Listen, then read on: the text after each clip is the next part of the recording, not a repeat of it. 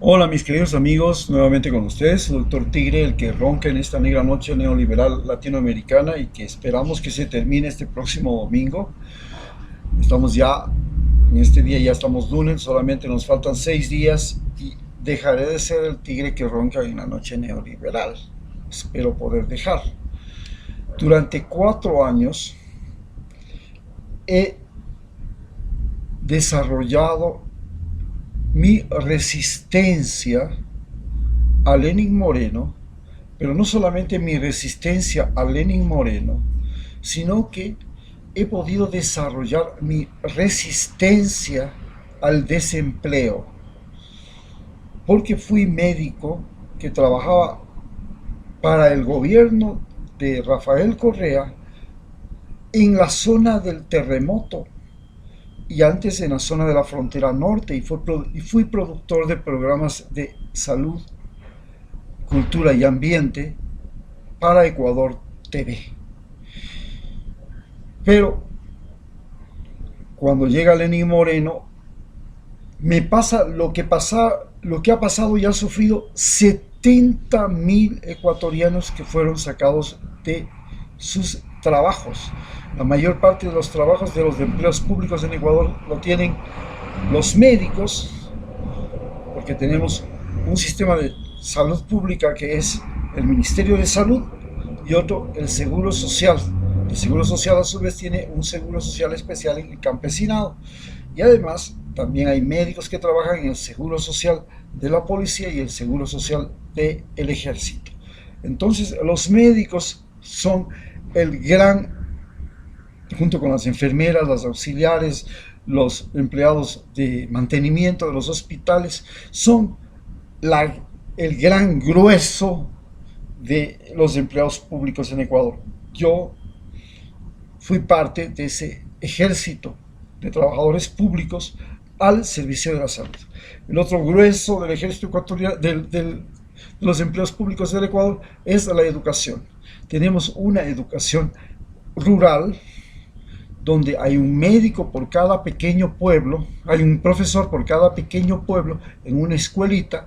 Rafael Correa lo quiso cambiar y le hizo las escuelas del milenio, pero teníamos un profesor en cada lugar, en cada pueblito, y él tenía doble función.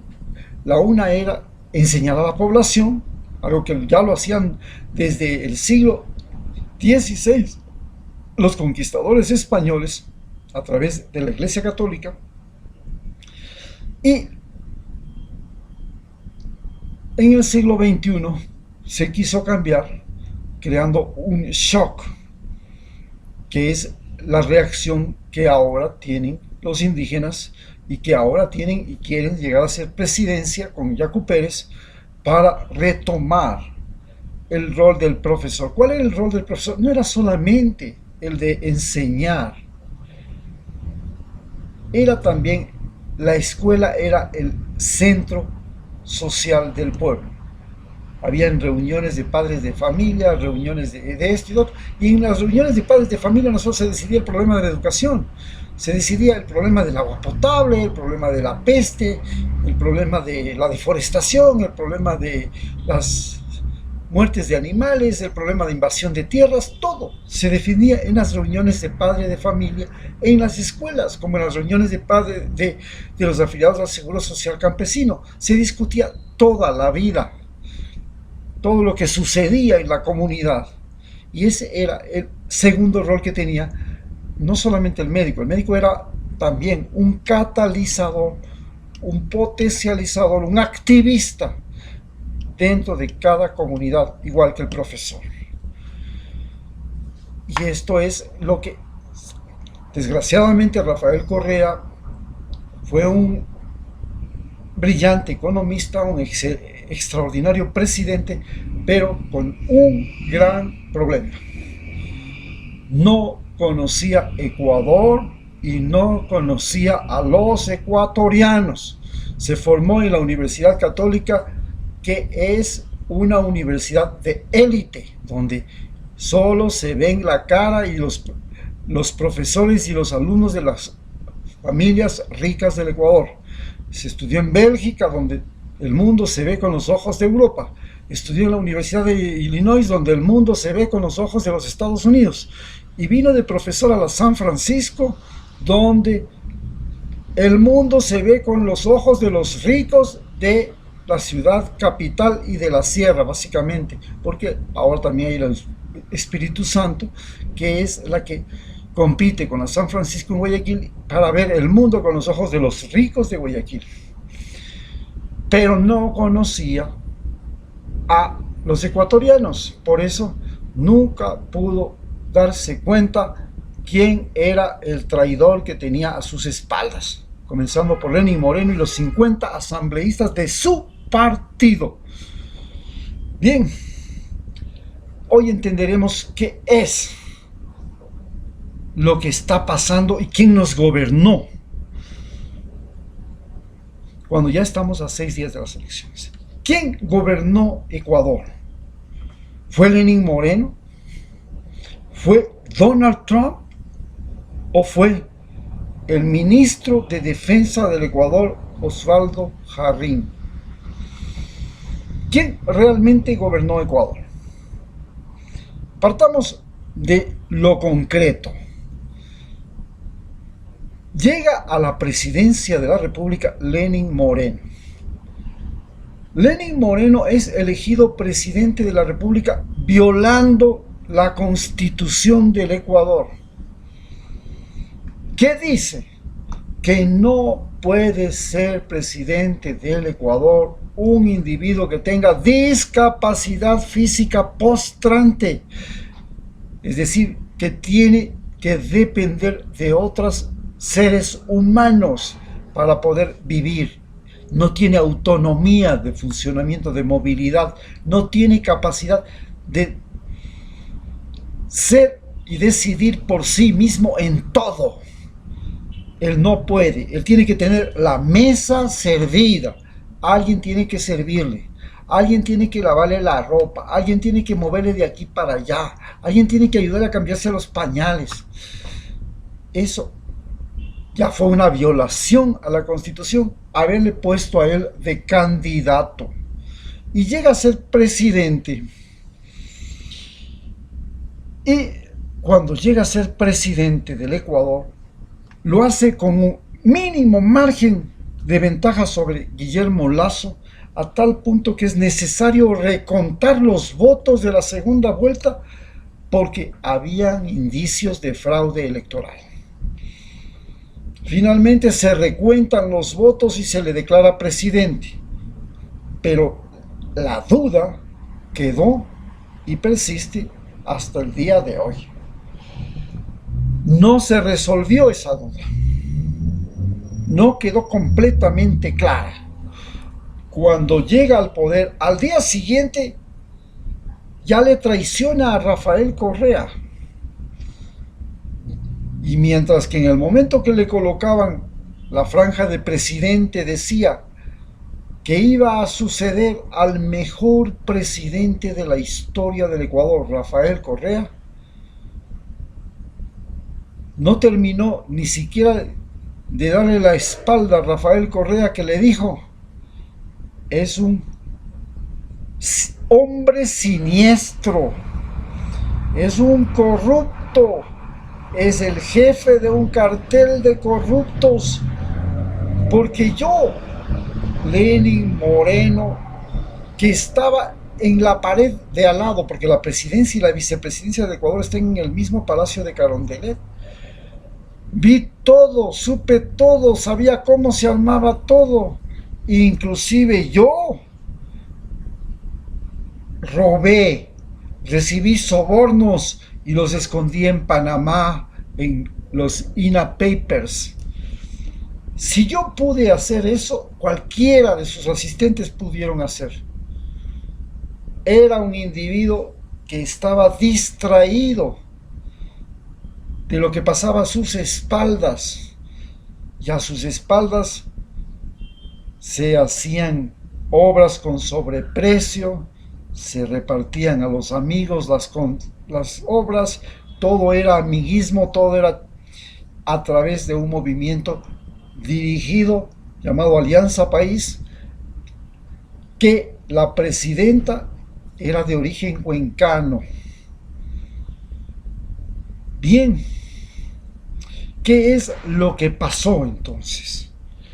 Vino una crisis económica generada por el presidente. ¿Y cómo un presidente puede generar una crisis económica? Porque pasamos de un país, de un gobierno que era el principal empleador, el principal inversionista y el principal constructor del Ecuador, en la época de Rafael Correa, a un gobierno que no quería construir, que no quería emplear, quería deshacerse de todos los empleados y quería deshacerse de todas las empresas públicas, es decir, el Estado mínimo. Se llama neoliberalismo. ¿Qué es el neoliberalismo? Es la forma de política en la que existe el Estado mínimo. Entonces, tenemos que aquí estaba Lenín Moreno, que era esencialmente un discapacitado. ¿Qué problema tiene ser discapacitado? Que depende de otras personas, no dependes de ti mismo. Y cuando tú dependes de otras personas, eres frágil, eres sujeto, eres incapaz de ser poder, porque el poder comienza cuando uno puede moverse con las propias piernas. El poder comienza cuando uno puede defenderse con sus propios puños. Si te pegan porque no sabes defenderte, si te tienen que llevar en andas caminando, tú no tienes poder sobre ti mismo. Y ese fue el origen del problema, su discapacidad. Y entonces se elige a un presidente que es de dudosas condiciones. Nadie sabe si ganó o no realmente. Aquí tenemos un fraude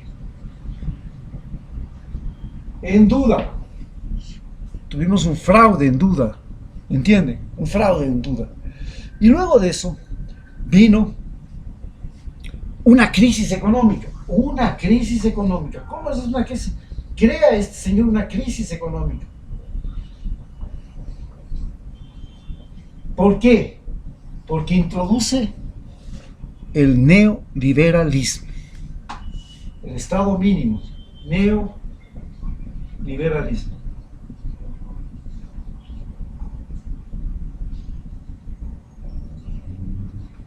Y cambia de el socialismo del siglo XXI, que es capitalismo de Estado, en que el Estado es el mayor inversionista, el mayor empleador, el mayor generador de empleo, al neoliberalismo, donde el Estado es el peor inversionista, el agente del desempleo, el pagador de malos salarios y el que trata de deshacerse de todos los bienes públicos, la privatización.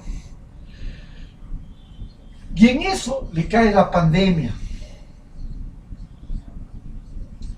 Pero la pandemia no le cae solo a Ecuador, le cae al mundo entero y es terrible. El país que más sufre la pandemia es Estados Unidos. Si a Estados Unidos le pegó la pandemia, no se diga pues a Ecuador. Tenía que hacerle flecos a Ecuador, tenía que hacerle pedazos. ¿Qué es lo que le ha hecho a Ecuador? ¿Y cuál es el problema en la pandemia? ¿Cuál es el problema por el que la pandemia nos conmueve? No es solamente por la cuarentena, el distanciamiento social, la crisis económica que genera, no, sino que este señor había creado lo que se llama botín, había convertido al Ecuador en el botín, país botín, convirtió al Ecuador en país botín. ¿Y qué es eso de país botín? Cuando llegó al país, repartió los hospitales, repartió las universidades, repartió las becas, repartió las embajadas, repartió los ministerios, repartió los créditos internacionales, hasta el dinero prestado, y todo lo repartió entre su gallada, entre sus compinches, que eran la derecha ecuatoriana encabezada por Jaime Nebot, Guillermo Lasso, Abdalá Bucaram, a quien inclusive le dio la posibilidad de hacer botín del Seguro Social. Y luego repartió el botín de los hospitales. Y ese botín de los hospitales significó 3.680 médicos que fueron botados del puesto. Significó médicos rurales, médicos del Seguro Social que fueron sacados, como yo.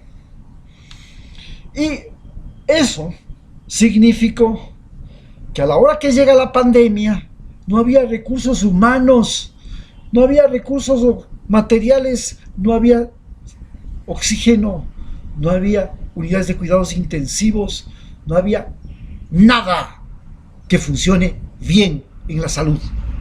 Y esto fue la clave. Hizo a este país un país botín. Como consecuencia de eso vino una crisis sanitaria que estamos viviendo.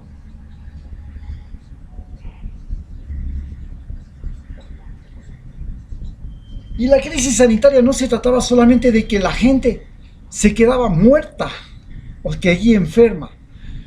La crisis sanitaria se comprendía que además a usted le da miedo salir a trabajar, le da miedo irse a clases, le da miedo que le vengan a visitar. Y eso creó un colapso económico. Se llama colapso. Entonces, la crisis sanitaria, ¿qué es lo que trajo? Miedo. Y finalmente, el colapso. ¿Qué es el colapso? El colapso es: no hay dinero. No es que no hay trabajo. Solamente, además, no hay dinero. Es decir, hay una fuga del dinero y hay una fuga del trabajo. La gente se larga del país como si fuera Venezuela. Nadie se queda. Esto es lo que nos trajo Lenín Moreno.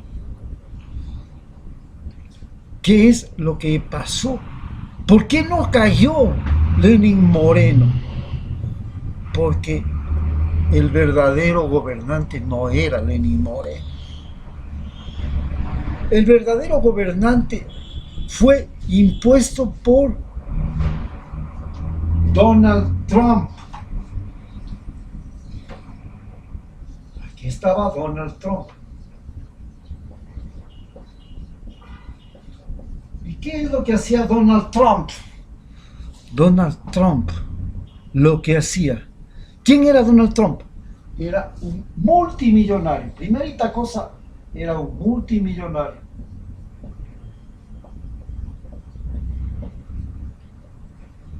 Pero además era algo nuevo, era un showman. Tenía su propio programa en Estados Unidos que se llamaba El Aprendiz. Este era un showman. Era un hombre que manejaba los medios. Sabía manejar los medios, estaba vinculado a los medios. Y en Estados Unidos las elecciones se gana por popularidad. No se gana a tiros, no se gana a bala, no se gana siendo el más inteligente, teniendo el mejor programa de gobierno, no se gana. No, se gana siendo popular. No gana el más inteligente, el que tiene el mejor proyecto. No. Gana el más popular, punto.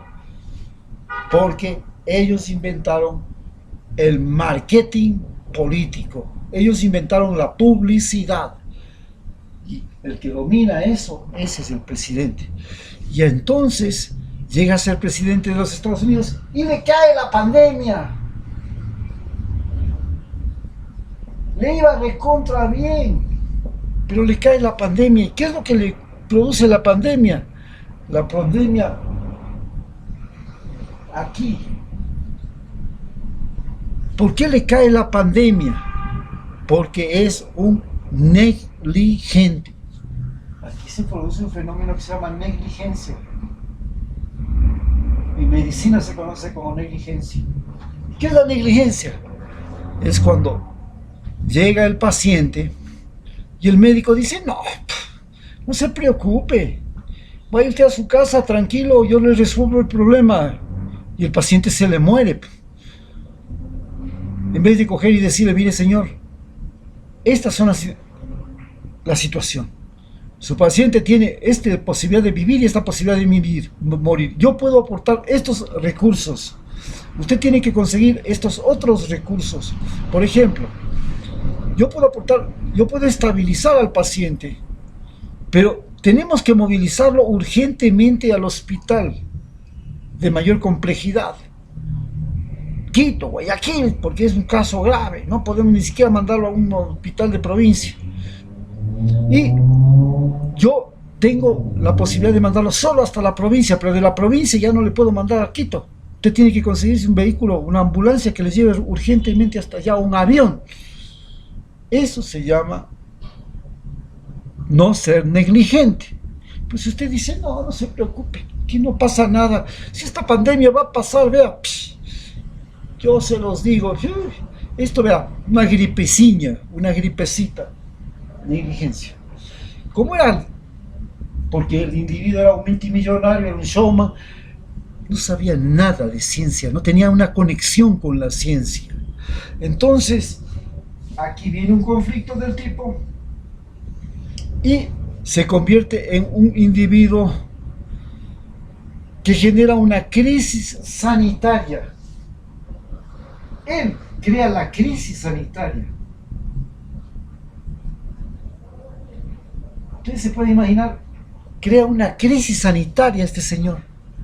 ¿Y cómo crea la crisis sanitaria? Bueno, no hay médicos, no hay hospitales, todo el mundo se contagia, todo el mundo muere. Llega a tener tal crisis sanitaria que hoy día tenemos más de 400, ya vamos para los 450,000 muertos en Estados Unidos.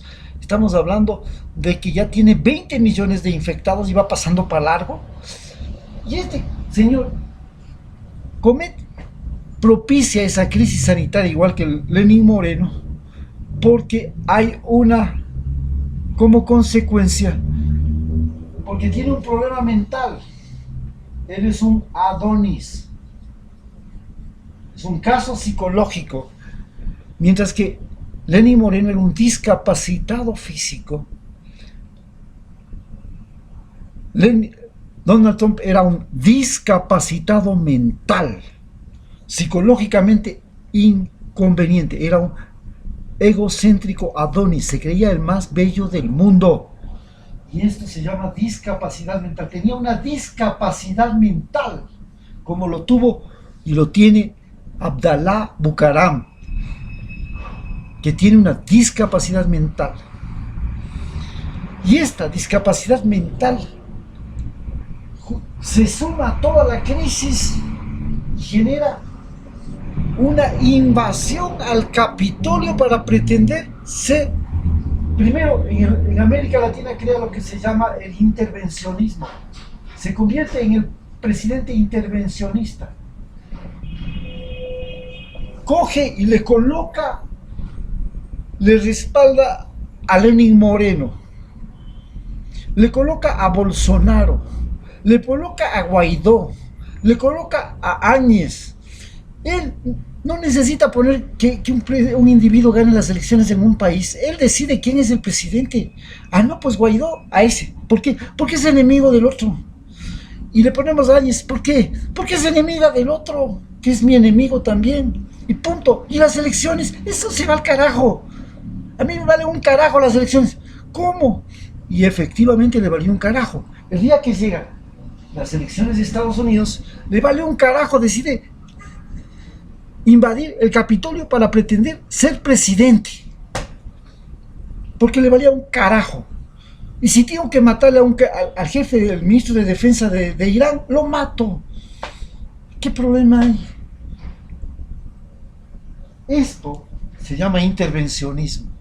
Y esto es lo que le sostuvo a Lenín Moreno. Pero, si Lenín Moreno era el incapaz, ¿quién diablos gobernaba Ecuador? ¿Quién diablos gobernaba Ecuador? Entonces tenemos que descubrir quién diablos gobernaba el Ecuador, porque verdaderamente Lenín Moreno no podía gobernar. ¿Quién era el verdadero hombre de Donald Trump? Juan Sebastián Roldán, María Paula Romo. Sí, eran hombres, pero había un hombre clave. ¿Quién era el hombre clave? Estados Unidos sabe que el momento que pierde un ejército en América Latina, pierde un país. Perdió el ejército de Cuba, perdió el ejército de Nicaragua, perdió el ejército de Venezuela. Y dijo, el ejército de Ecuador no lo voy a perder. Tiene que ser mi ejército, porque el ejército ecuatoriano no es el ejército del Ecuador, es el ejército de los Estados Unidos al que los ecuatorianos le uniformamos, le engordamos, lo defendemos y lo tememos en tiempos de paz, y que obedece directamente al Pentágono. Y entonces el Pentágono puso el ministro de Defensa. ¿Quién era el ministro de Defensa? Osvaldo Jarrín. Este señor es el verdadero gobernante de Ecuador. ¿Quién lo puso? Lo puso un señor que se llama Mike Pompeo. ¿Y por qué lo puso? Porque el señor Osvaldo Jarrín era instructor de ministros de defensa de América Latina del Departamento de Estado de los Estados Unidos. Osvaldo Jarrín Román, primo de mi querido José Gallardo Román. ¿Y dónde se educó? Se educó en la escuela de Filadelfia.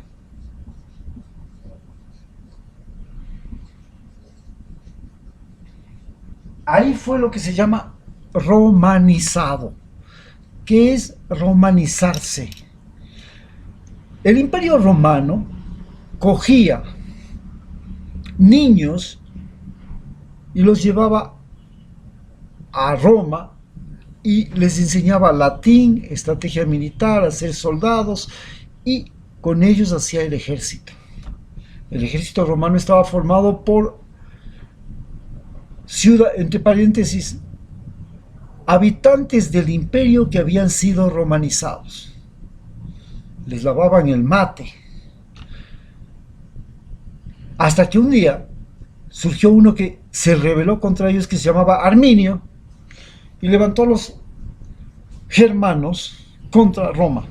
Y era el máximo oficial de la caballería romana. No podía llegar a ser más allá. No podía ser jefe de división ni nada, solamente podía ser máximo oficial de caballería. Esto se llama romanización, lavarle el cerebro a los soldados norteamericanos. Y lo hacían desde épocas del comienzo del siglo XX. Tenían una escuela que se llamaba la Escuela de las Américas. Ahí se formó Pinochet, ahí se formó Somoza, Stroessner, todos los grandes dictadores. Por ahí pasaron la mayor parte de nuestros oficiales y generales, y luego fue cerrada la Escuela de las Américas y pasaron estos oficiales a ser internados directamente en Filadelfia. en la Escuela Militar de Filadelfia. De ahí viene él. Una vez que llega al poder, es el primer ministro de defensa que se queda 4 años en su cargo desde que yo salí de la universidad y existen elecciones en Ecuador después de 2 dictaduras, desde 1979. Ningún ministro de defensa duraba todo 4 años. Este es el primero que dura 4 años.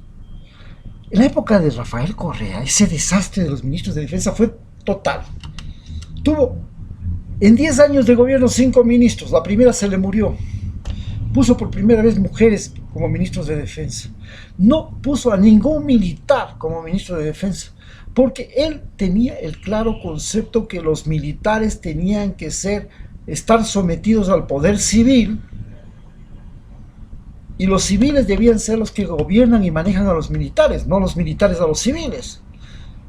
Y no permitió que ningún militar llegara a ser ministro de defensa, porque en Ecuador, como en todos los países latinoamericanos que somos colonia de los Estados Unidos,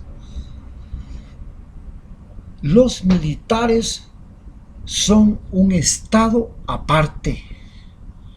Tienen sus propias escuelas, sus propios colegios, sus propios casinos, sus propias universidades, sus propias urbanizaciones, su propia disciplina, su sistema de becas, sus propias misiones militares dentro y fuera del país. Todo.